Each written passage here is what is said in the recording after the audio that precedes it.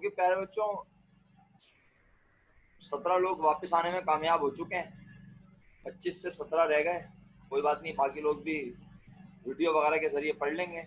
हम वापस उस बात को कहते हैं। काशान भाई ने कहा सर मुझे वर्क इन प्रोसेस समझ में नहीं आया, गुड्स इन प्रोसेस समझ में नहीं आया। भैया इसको ब्रेक करके पढ़ लो, अंग्रेजी अगर अच्छी है तो खुद ही समझ जाओगे। वर्क, काशान तुमने ज्वाइन कर लिया? काशान अनम्यूट कर ले भाई। वर्क इन प्रोसेस, वो सामान जो अभी कहाँ पे है? प्रोसेस में। गुड्स इन प्रोसेस, वो गुड्स जो अभी कहाँ पर है? प्रोसेस में। इसका मतलब है वो गुड्स अभी बनी नहीं है। अच्छा सर यहाँ तक तो समझ आ गई। फिर आपने एंड में कहा था ना कि फिर वो जो प्रोसेस में है वो अभी बच गई। हाँ बोल रहा क्या हूँ, आगे का समझ नहीं आया मुझे। बोल रहा हूँ मेरे भाई, परेशान नहीं हो। partially completed goods upon which production activities have been started but cannot be completed। क्या मतलब हुआ भाई? ये वो सामान है जिस पर हमने काम करना तो शुरू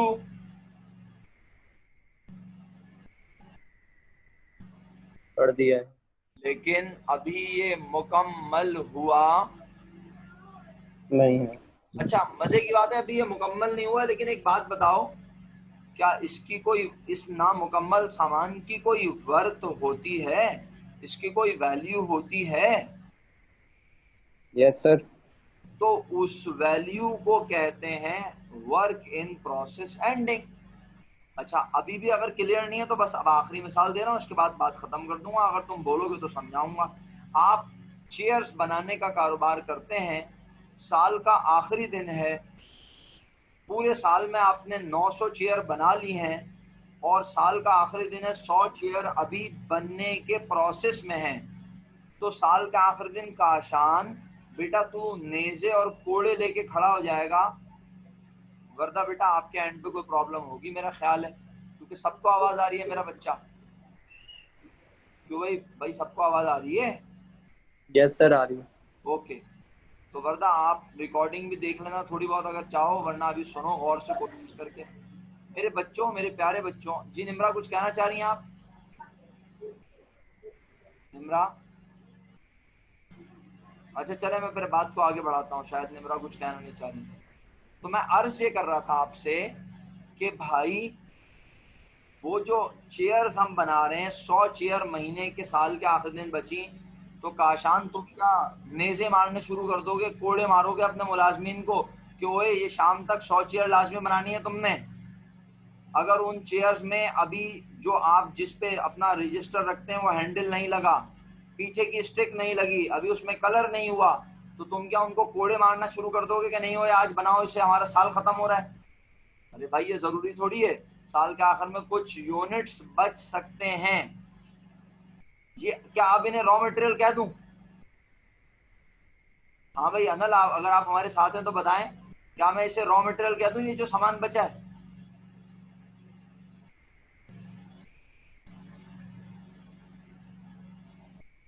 रॉ मटेरियल कह दूं इसे? सर रॉ मटेरियल वैसे कह तो नहीं सकते ऐसे। तो यही पूछ रहा हूँ कि मैं क्या मैं कह दूं? अनल से मैंने पूछा है क्या मैं इसे रॉ मटेरियल कह दूं, तो वो तो कह रही है यस सर कह दें।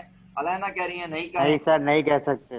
नहीं कह सकते? क्यों नहीं कह सकते भाई? काशान अपनी खूबसूरत आवाज में बहनों को सुनाओ, सुनाओ, क्यों नहीं कह सकते? सर नहीं, नहीं कह सकते ना, क्योंकि ये इस्तेमाल में आ चुकी है, अभी बस थोड़े से बाकी है बनने। यानी इसका मतलब है हेलो। अब ये रॉ हालत में रहा नहीं काशान? नहीं है रॉ। हाँ, यानी अब ये मटेरियल कहलाने के लायक रहा नहीं है, क्योंकि अब हमने इस पे क्या शुरू कर दिया था? हमने इस पे काम शुरू कर दिया था, तो इसलिए अब ये प्रोसेस के अमल में है। तो अच्छा, अब इससे आगे की बात करूंगा तो शायद आपको और अच्छा समझ आ जाए। अगला तीसरा वाला पॉइंट, दूसरा वाला पॉइंट अगर नहीं भी समझ आया ना, तो तीसरा वाला जब मैं बोल दूंगा ना तो आप कहेंगे हाँ यार अब क्लियर हो गया। तो जब ये प्रोसेस इसके ऊपर कंप्लीट हो जाएगा, जब ये मुकम्मल हो जाएगा, तो क्या फिर इसे उस वक्त वर्क इन प्रोसेस कहेंगे? No sir. फिर ये क्या बन जाएगा हमारी? Stock, finish goods. बिल्कुल सर, इसको फिर फिनिश गुड्स का नाम। फिनिश गुड्स बन जाएगी सर, मार्केट में बेचने वाली चीज बन जाएगी हमारे पास। जी, इसका मतलब है हम खरीद के लाते हैं लकड़ी, हम खरीद के लाते हैं ग्लू, हम खरीद के लाते हैं कीले।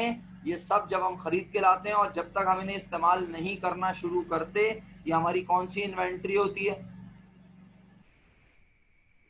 Material inventory. और फिर जब हम इसको लकड़ियों को काट कर ज्वाइन करना शुरू कर दें, चेयर बनना शुरू हो और जाए, वर्किंग इन्वेंट्री। और साल के आखिरी दिन आ जाए और अभी वो बनी ना हो, जो 900 कितनी चेयर बना रहे थे? 1000, 1000 में से पूरे साल में 900 बन गई, तो वो 900 का नाम क्या होगा? सो गए बाकी लोग। 900 का नाम क्या वर्क इन होगा? प्रोग्रेस। फिनिश गुड सर, जो बन चुके हैं फिनिश गुड। नाम होगा finish work good. In process. 900 का नाम होगा क्या? Finish goods. फिनिश गुड लेकिन वो जो बाकी 100 हैं जो अभी बनी, नहीं है। उनका नाम होगा वर्क इन प्रोसेस या गुड्स इन प्रोसेस। बाकी है। जी, वो प्रोसेस में है, अभी प्रोसेस में है, इसका मतलब है अभी उन पे काम चल रहा है, वो पार्शली कंप्लीट हुई हैं, अभी उन पे काम होगा, फिर वो मुकम्मल होंगी, फिर वो डब्ल्यूआईपी से निकल के कहाँ आ जाएंगी? फिनिश गुड्स इन्वेंट्री में आ जाएंगी। गुड्स इन्वेंट्री में आ जाएंगी। FGI। समझ आई कोमल? समझ में आई? फिर जब वो बन जाएंगी तो वो फिनिश गुड्स में आ जाएंगी। अलाना कह रही है मैन्युफैक्चरिंग इन्वेंट्री जो बन रही और जो कंप्लीट बन गई वो फिनिश गुड। हाँ, जो यानी जो बन रही है अभी, जो जिस पे काम हो रहा है, जिस पे अभी काम शुरू ही नहीं हुआ वो रॉ मटेरियल की इन्वेंट्री है, जिस पे काम शुरू हो गया लेकिन मुकम्मल नहीं हुआ वो वर्क इन प्रोसेस है, और जिस पे काम हो चुका है, तैयार है, उनका इंतजार कर रही है, उनका इंतजार। काशान किसका इंतजार कर रही है? हसान भी चला गया मेरा खाली मीटिंग से, अजहर भी चला गया मीटिंग से, मेरी समझ से बाहर है, क्या मजाक चल रहा है? जी बताएं, अजहर भाई हैं? जी अजहर भाई, किन का इंतजार करेंगे फिर? सामान बन गया ना, तो अब किसका इंतजार हो रहा है? सर क्लाइंट्स और कस्टमर्स का। कस्टमर का इंतजार हो रहा है, कस्टमर आएगा और हम उसे पहना देंगे इंशाल्लाह, है ना? इसका मतलब ये हुआ। हाँ, अलायना बेचने का इंतजार हो रहा है। अलायना अपने लिहाज से बोलो, हम सामने वाले का एक्शन नहीं देखते, अपना देखते हैं। हमारे लिए कौन आएगा? हमारे लिए बायर नहीं आएगा, हमारे लिए आएगा कस्टमर। तो हम कस्टमर का इंतजार कर रहे हैं, कस्टमर आएगा और हम उसे सामान बेच देंगे। फिनिश गुड्स फिर हमारे पास से चली आएंगी, फिर फिनिश गुड्स जब बिक जाएंगी तो वो बन जाएंगी cost of good sold. Kashan तूने सुना होगा उससे मैंने क्या बोला? जब ये फिनिश गुड बिक जाएंगी तो फिर ये फिनिश गुड भी फिनिश गुड नहीं रहेंगी, ये कहलाएंगी कॉस्ट ऑफ गुड सोल्ड। बोली निरा काशान तो भाई उसकी समझ में नहीं आ रहा। चलो बहरहाल, मैंने आप लोगों सर मैं ये कहने वाला था कि कस्टमर के अलावा जो कॉन्ट्रैक्टर भी तो होते हैं ना, कि इतने माल आप साल में हमें बना के दोगे, तो वो भी हो सकते हैं ना। अपने भाई, तू किसी को भी बेच दे, कहलाएगा तो वो कस्टमर ही। तुम चाहे अपना होलसेलर को बेचो, तुम चाहे कोई कोई तुमसे आके डायरेक्ट बोले मुझे 10,000 पीस चाहिए, तो वो भी तुम्हारा क्या है? उर्फे आम में तो सभी तुम्हारे कस्टमर है ना मेरे भाई। चाहे कोई आके तुमसे 2 खरीदे, चाहे आके तुमसे कोई 200 खरीदे, चाहे तुमसे आके कोई बोले कि मैं 6 महीने तक मेरे लिए प्रोडक्ट बनाओ, सब तुम्हारे लिए कस्टमर ही कहलाएंगे। कॉस्ट टर्मिनोलॉजीज अल्हम्दुलिल्लाह हम ऑलरेडी बगैर पढ़े भी बहुत कुछ पढ़ चुके हैं। अब आप जल्दी से इसे गो थ्रू करें, फिर मैं क्लास ऑफ करूंगा। कितने मिनट रह गए तैमूर? तैमूर है या वो भी चले गए? 4 मिनट रह गए, बस काफी है। कॉस्ट टर्मिनोलॉजीज में हमने direct material, direct labour, direct expense का तस्करा कर लिया है। इनडायरेक्ट कॉस्ट और इनडायरेक्ट आइटम्स, क्या नाम है इसका दूसरा? मैन्युफैक्चरिंग ओवरहेड, या इसका दूसरा नाम है फैक्ट्री ओवरहेड। कितनी चीजों पर मुश्तमिल होता है?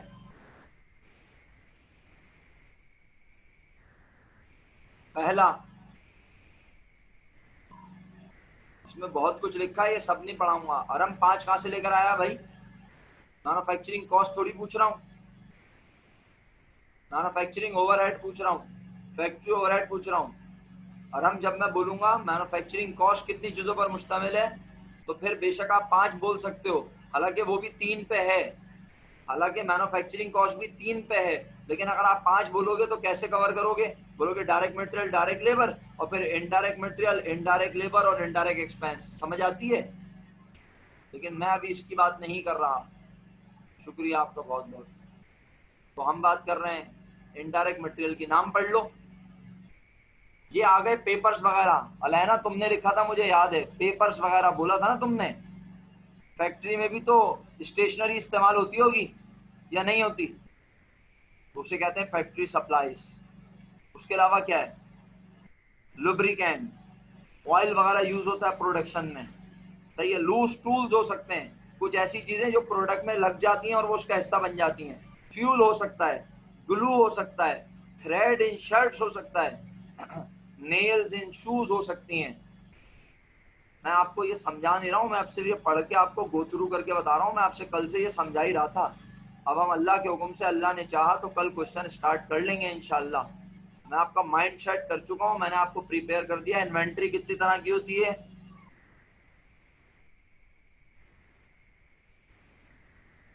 3 तरीके होती। ओके।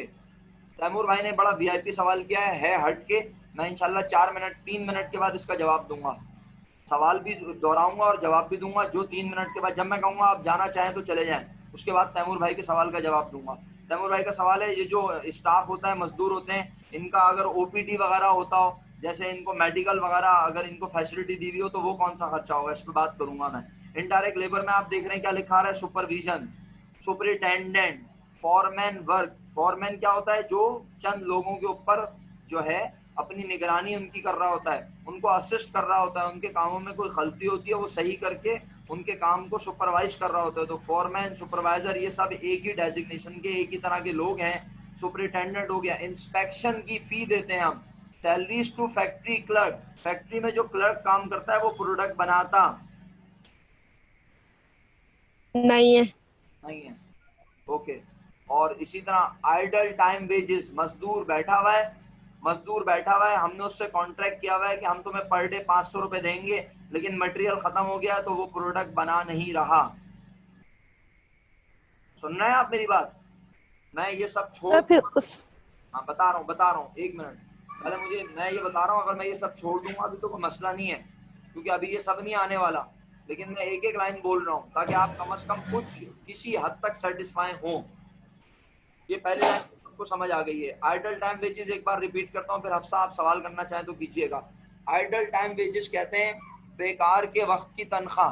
बेकार के वक्त की तनख्वाह हम देते क्यों हैं भाई? हमारे मजदूर 500 रुपए पर डे के हिसाब से काम करते हैं, रोजाना आते हैं, सारा दिन काम करते हैं, चाहे वो 2 चेयर बनाए, चाहे 5 बनाए, चाहे 20 बनाए, वो 8 घंटे काम करते हैं, 500 रुपए लेके चले जाते हैं। मजदूर आया, हमारे पास मटेरियल नहीं है, फैक्ट्री का जो आज वो है क्या कहते हैं, जनरेटर खराब हो गया है, लाइट नहीं आ रही है, तनख्वाह दोगी या मना कर दोगी? बोलोगी आज काम नहीं करा रहे, चलो जाओ अल्लाह हाफिज। तुमने तो उससे एग्रीमेंट किया हुआ है, पर डे 500 रुपए मिलेंगे, 8 घंटे काम करना है। बोलो। तो अब जो तुमने उसे यस सर, समझ आ गया। अब जो तुमने उसे 500 रुपए दिए, खर्चा तो हुआ या नहीं हुआ? हुआ खर्चा तो। लेकिन काम नहीं हुआ लेकिन खर्चा हो गया। लेकिन क्या ये तुमने उसे प्रोडक्ट बनाने के बदले में दिए? नहीं। नहीं। तो इसका मतलब है कौन सा खर्चा है? इनडायरेक्ट लेबर है, लेबर का खर्चा, लेकिन ये डायरेक्ट लेबर नहीं कहलाएगी, क्योंकि जब हम मजदूर को पैसे दें काम करने के, तो फिर वो डायरेक्ट लेबर है। काम करने के बदले में, और किस पे काम करने के बदले में? प्रोडक्ट पे। तो उसने तो काम ही नहीं किया। प्रोडक्ट पे। क्लियर है? Yes sir. बाकी लोग सस्ता नशा करके सो रहे हैं, सोते रहे, शाबाश। फिर मेंटेनेंस वेजेस। मेंटेनेंस वेजेस समझाने की जरूरत नहीं है, एक लाइन कह रहा हूँ, आप बोलेंगे मैं 10 बार समझा दूंगा। भाई आपकी फैक्ट्री में एक मेंटेनेंस डिपार्टमेंट होता है, वो भी काम करता रहता है, मशीनों की सफाइयां करता रहता है, कलर करता रहता है, जहां जहां जगह खराबियां हो रही होती हैं वहां उन खराबियों को दूर करता रहता है। वो प्रोडक्ट नहीं बनाते, लेकिन प्रोडक्शन के अमल को सपोर्ट कर रहे होते हैं, फैक्ट्री की मेंटेनेंस कर रहे होते हैं। तो उनकी तनख्वाहों को भी कहाँ का खर्चा कहूँ? इनडायरेक्ट लेबर का ही। इसी तरह लीव पे, हमने मजदूर को अलाउ किया महीने में तुम 1 छुट्टी कर सकते हो, हमने मजदूर को अलाउ किया तो महीने में 1 छुट्टी कर सकते हो। अब हम जो उसे 500 रुपए देंगे 1 दिन की तनख्वाह के, उस दिन तो हमने उससे काम करवाया ही नहीं है। तो अब उसकी तनख्वाह को किस कैटेगरी में डाल दूंगा? 500 रुपए को किस कैटेगरी में डाल दूंगा? इनडायरेक्ट लेबर में, लीव पे में। ओके, और इसी तरह आखिरी चीज है एम्प्लॉयर्स कंट्रीब्यूशन टू फंड्स, ये प्रोविडेंट। सर हाँ जी बोले। सर एक सवाल। एक क्या दो करें मेरे भाई? सर अगर हमने छुट्टी की तो फिर? तो भाई आपने छुट्टी की तो फिर हमारा खर्चा ही नहीं हुआ ना, हम पैसे किस बात के दें आपको? ना हमारा डायरेक्ट है ना हमारा इनडायरेक्ट है, क्या जो ख्याल? 5। जब तुम छुट्टी कर लोगे तो 500 रुपये अच्छा सही है। जब मैं पैसे नहीं दूंगा तो मेरा खर्चा ही नहीं हुआ। वो कहीं भी रिकॉर्ड नहीं होगा? अभी यार ये कैसी बात करती है भाई, तेरे घर बिजली का बिल नहीं आएगा तो तू पे ही नहीं करेगा, जब पे ही नहीं करेगा तो फिर खर्चा हुआ, जब खर्चा नहीं हुआ तो फिर रिकॉर्ड भी नहीं हुआ। सर बिल तो ऐसे भी आते सर। चलो वो एक अलग बात है ना? तो भाई मजदूर आया नहीं, सर मजदूर ने काम नहीं किया तो पैसे भी नहीं मिलेंगे, तो खर्चा भी नहीं हुआ, ना वो डायरेक्ट ना वो इनडायरेक्ट है। एम्प्लॉयर्स कंट्रीब्यूशन टू फंड, ये बताओ प्रोविडेंट फंड कितने लोग जानते हैं? प्रोविडेंट फंड सर ये वो होता है ना, वो कुछ आप हिस्सा देते हो, कुछ मालिक हिस्सा देता है, कल फिर इंशाल्लाह वो इस पे बात करूंगा, कल इंशाल्लाह इस पे बात करूंगा। उसके बाद रिटायरमेंट पे मिलता है ना आपको। जी बिल्कुल बिल्कुल। आप में से आपके घर में जितने भी मेंबर्स हैं आपके घर के, उसमें अगर कोई शख्स गवर्नमेंट जॉब करता है तो आप उससे जरा आज डिस्कस कर लीजिएगा कि व्हाट इज जीपी। ज्यादातर लोग जीपी के नाम से जानते हैं, सही है, और पीएफ के नाम से भी जानते हैं, पीएफ। कुछ लोग जीपी के नाम से जानते हैं, गवर्नमेंट के एम्प्लॉयज। अच्छी प्राइवेट ऑर्गेनाइजेशन में नहीं, पेंशन नहीं है तैमूर भाई, तैमूर भाई पेंशन नहीं है, माजरत के साथ, पेंशन एक अलग चीज है। जिनके घरों में पेरेंट्स या उनके बड़े भाई या सिस्टर किसी अच्छी प्राइवेट कंपनी में जॉब करते हैं या गवर्नमेंट ऑफिस में जॉब करते हैं, तो आज उनसे पूछेंगे व्हाट इज प्रोविडेंट फंड, क्या पूछेंगे? व्हाट इज प्रोविडेंट फंड, ऐसे ही अंग्रेजी में पूछ लीजिएगा तो वो आपको बताएंगे। अच्छा मैंने अलायना तो बोल लिया, मैंने प्रोविडेंट फंड बताया था, बस बताया था, तो बेटे कल तुम लोगों की बारी है, मैं तुमसे पूछूंगा कि व्हाट इज जी सर प्रोविडेंट। आपने बताया। अच्छा चलो ठीक है, बस ये आखिरी पैराग्राफ पढ़ो फिर छुट्टी कर लेना। फैक्ट्री का रेंट, अब ये देख रहे हो कौन सी कैटेगरी है, नाम पढ़ो क्या लिखा है। Indirect expense. एफओएच कितनी चीजों पर मुश्तमिल? 3। पहली पढ़ ली, यस सर। दूसरी पढ़ ली, दूसरी, हाँ यस सर, अभी तीसरी। तीसरी इनडायरेक्ट एक्सपेंस में पहला नाम। Factory rent. क्या फैक्ट्री रेंट को इनडायरेक्ट मटेरियल कह सकता हूँ? क्या फैक्ट्री रेंट को इनडायरेक्ट लेबर कह सकता हूँ? नो सर, बस तो इसीलिए एक्सपेंस है ना। इसीलिए इसको सिंपल क्या कहा, indirect expense. Factory fire insurance, Rifat ने बताई थी ये बात। फैक्ट्री की प्रॉपर्टी पर टैक्स दे रहे हैं, वो भी हमारा इनडायरेक्ट एक्सपेंस है। फैक्ट्री में डेप्रिसिएशन हो रहा है, फैक्ट्री की बिल्डिंग पर, फैक्ट्री के प्लांट एंड मशीनरी पर डेप्रिसिएशन हो रहा है, ठीक है। फैक्ट्री की प्रॉपर्टी पर टैक्स दे रहे हैं, ऊपर भी ये बात हो चुकी है। मेंटेनेंस और रिपेयर के चार्जेस हो रहे हैं, भाई खुदा का वास्ता इसको अलग अलग रखना। ये क्या लिखा था, मेंटेनेंस वेजेस, और ये क्या लिखा है, मेंटेनेंस और रिपेयर चार्जेस। क्या दोनों एक ही हैं? क्या दोनों एक ही हैं? मेंटेनेंस वेजेस और मेंटेनेंस और रिपेयर चार्जेस दोनों एक ही हैं क्या? हाँ शुक्र सर। अल्हम्दुलिल्लाह, शुक्र अल्हम्दुलिल्लाह, दोनों एक नहीं है। मेंटेनेंस वेजेस मेंटेनेंस का काम करने वालों की तनख्वाह, और मेंटेनेंस और रिपेयर चार्जेस जब मेंटेनेंस कर रहे थे तो उसके लिए चीजें खरीद के लाए होंगे, जैसे कलर कर रहे थे फैक्ट्री में, मेंटेनेंस का काम कहलाता है। मशीन टूट गई थी, मशीन खराब हो गई थी, तो उसको सही करने के लिए कोई पुर्जा खरीद के लाए, तो वो हमारा मेंटेनेंस और रिपेयर चार्जेस है। समझ आ गई सब लोगों को? बस 2-3 नाम रह गए, इजाजत है पढ़ लूं, खत्म कर दूं। Light heat and power charges, आसान लफ्जों में यूटिलिटी चार्जेस, ठीक है।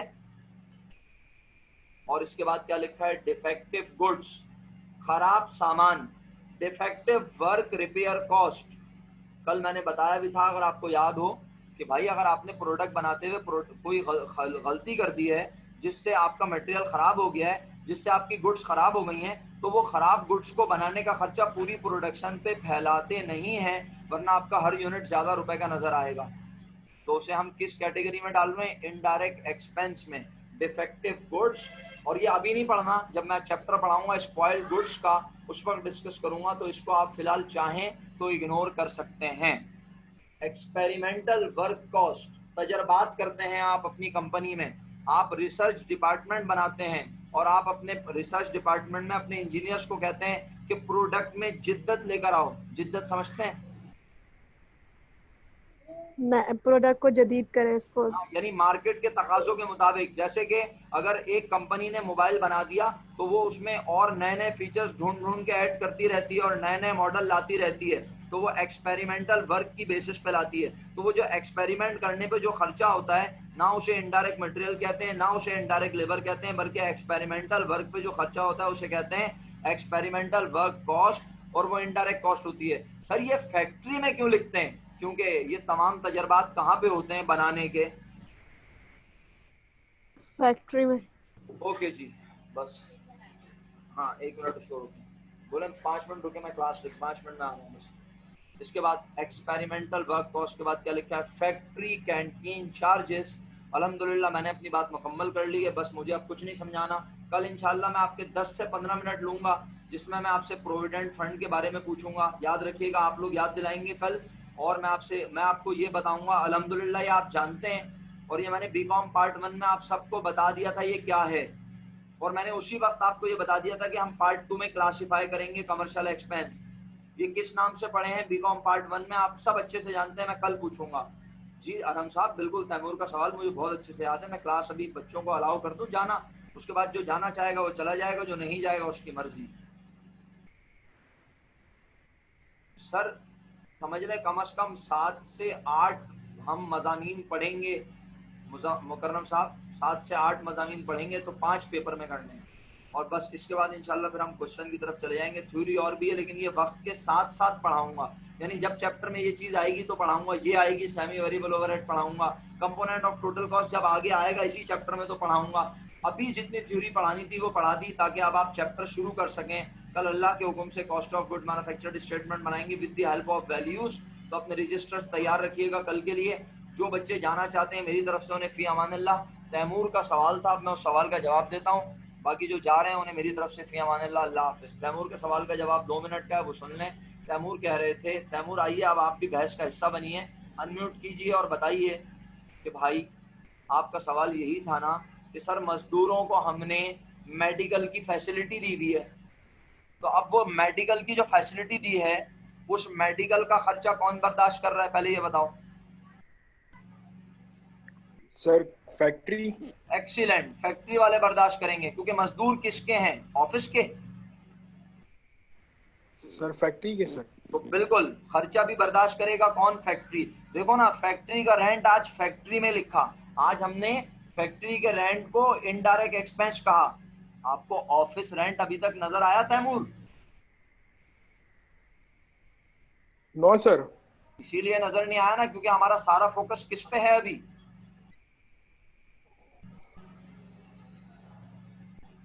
काशान भाई काशान भाई ने महफिल लूट ली सवाल पूछ के और बड़ा वैलिड सवाल किया, मैं भूल ही गया ये बात बताना।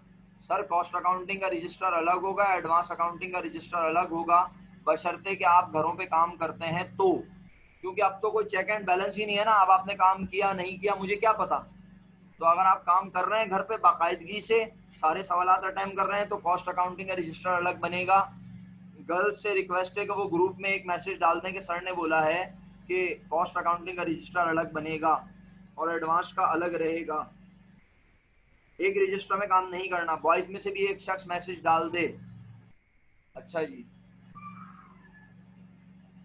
हाँ तो मैं क्या कह रहा था, रिफत आपका मैसेज मुझे समझ नहीं आया, क्या काम करते हैं मुझे समझ नहीं आया। और चलो भाई तैमूर वापस तुमसे सवाल, क्या सवाल किया था मैंने तैमूर, क्या बात हो रही थी याद दिलाओ। मैं कह रहा था कि भाई फैक्ट्री के रेंट को फोकस कर रहे हैं, ऑफिस का रेंट अभी लिखा हुआ भी नजर। तैमूर भाई चले गए क्या? क्यों नहीं नजर आ रहा? क्योंकि हमारा सारा फोकस कहाँ पे है अभी